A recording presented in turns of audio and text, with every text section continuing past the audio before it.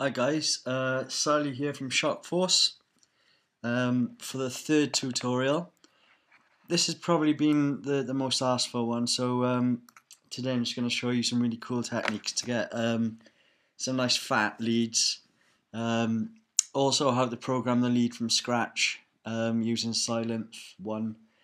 At present we use the virus for basically, I'd say 90% of our tracks, but Silent is still a really good synth and it's good for layering, so I'll show you with that. And again, the techniques that I'm showing you with Silent can be applied to any VST or hardware. So first of all, we're going to create our sound. So I'll just open up Silent. There we go. Okay, I'm going to get a MIDI, which hopefully you should all know. And then I'm just going to browse to number 4, initialize. So we've got basically a blank sound to work with from here onwards. Just play it for you.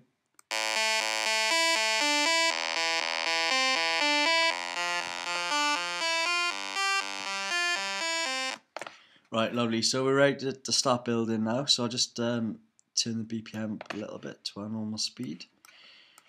First things first, we're going to be using all 4 oscillators. So I'll get the filter set up properly first.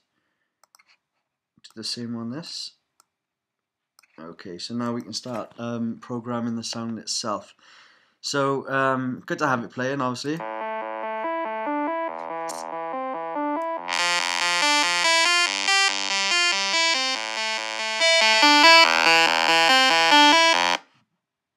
So you want to put all the voices up to 8, like so. Make sure they're all on saw. Okay, that's fairly simple to there. I'm going to put the release up a tiny bit. Put the release up a tiny bit on that as well. So we'll just play that. Okay, now set the detune on each of them to just past half. We'll be adjusting this as we go along, so that should be fine for now.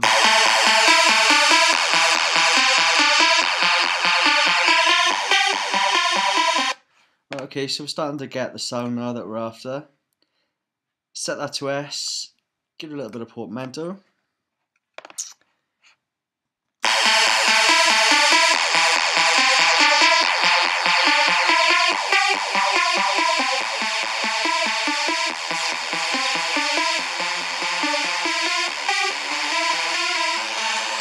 Make sure re-triggers off on all of the oscillators as well.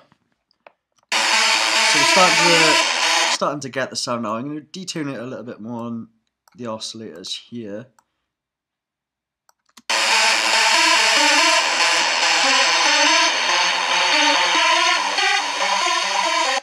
Right, okay, so it's starting to take shape now, as you can hear. Next off, I'll get a nice cut off going. Gotta love the cut off. So set to AB. Just set that to around there, and then move the cut off up to about 3 o'clock. Decay, just up to about there, and then you can start to hear the filter.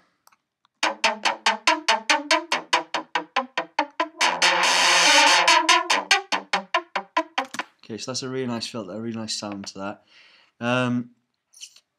Okay, so from there now, what we're gonna do is just play with it a little bit more, just to get I want to get the right detune on it. Check the octaves as well of the oscillators to see if you can hear a better sound.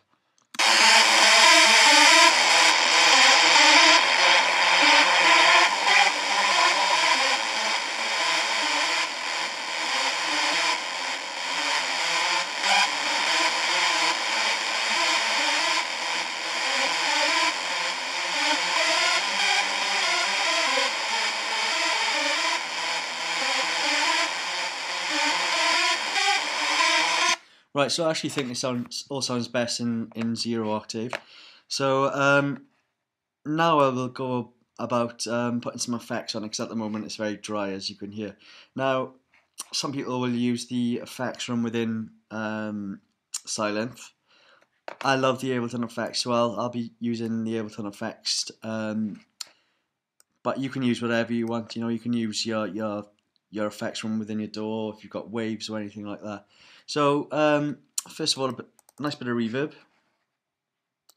Dry wet to about 30, around there, you know, just around there. That tends to work. And get your decay time up to around 7. Obviously, we'll play by here now. So.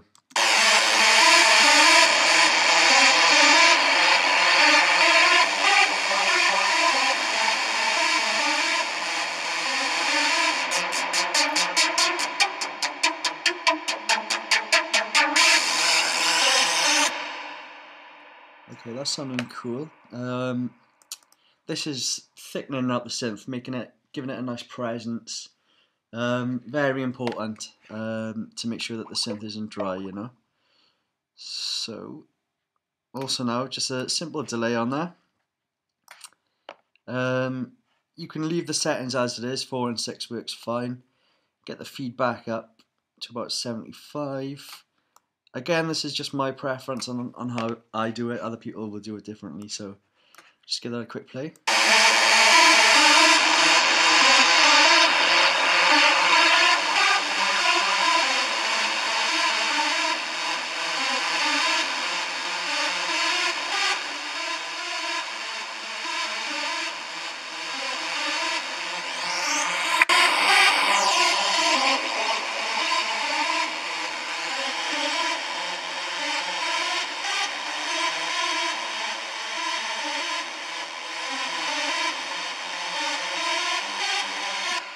Right, so as far as basic effects goes, I mean that's fine for now.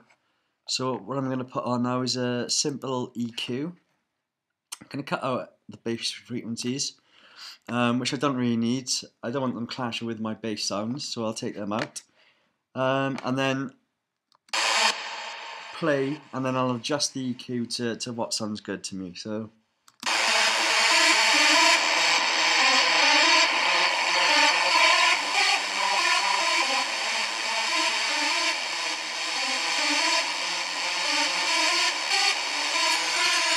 As you can hear, that's a lot brighter now already, and that's just from, you know, those 3 simple movements on the EQ, and you know that makes a hell of a difference. I'll play that again.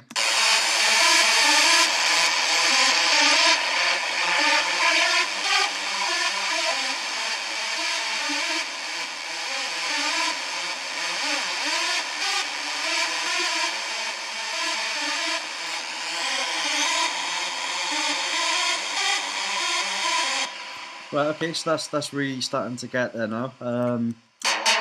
Quite happy with that. Now, the technique I'm going to show you next is a fairly standard technique, but it can really widen your synth and really give it some penetration in the mix. So I'll just show you how to do that. Basically, duplicate your channel. So you've got 3 channels. Okay. Play them all together.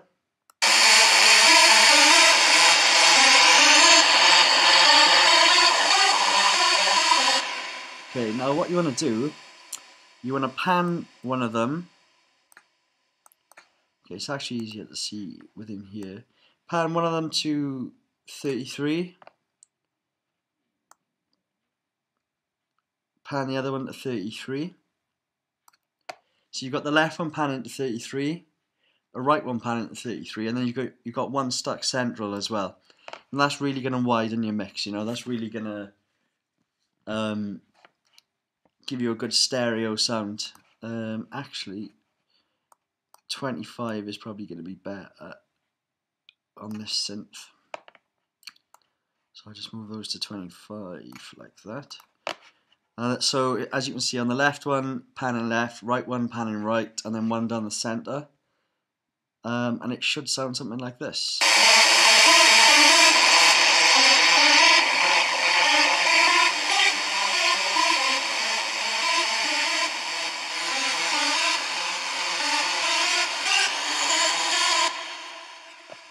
Okay, so that's sounding nice. What I also tend to do then is group the 3 leads, and then I could add effects onto that if I wanted, say, a filter. Play the track, and that will filter all 3 leads.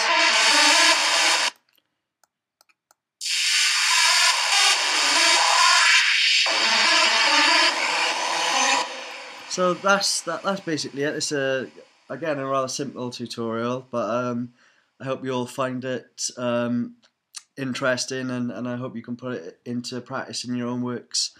Again, if you've got any questions, give me a shout, and I'm always more than happy to help out. Cheers, guys. Take care.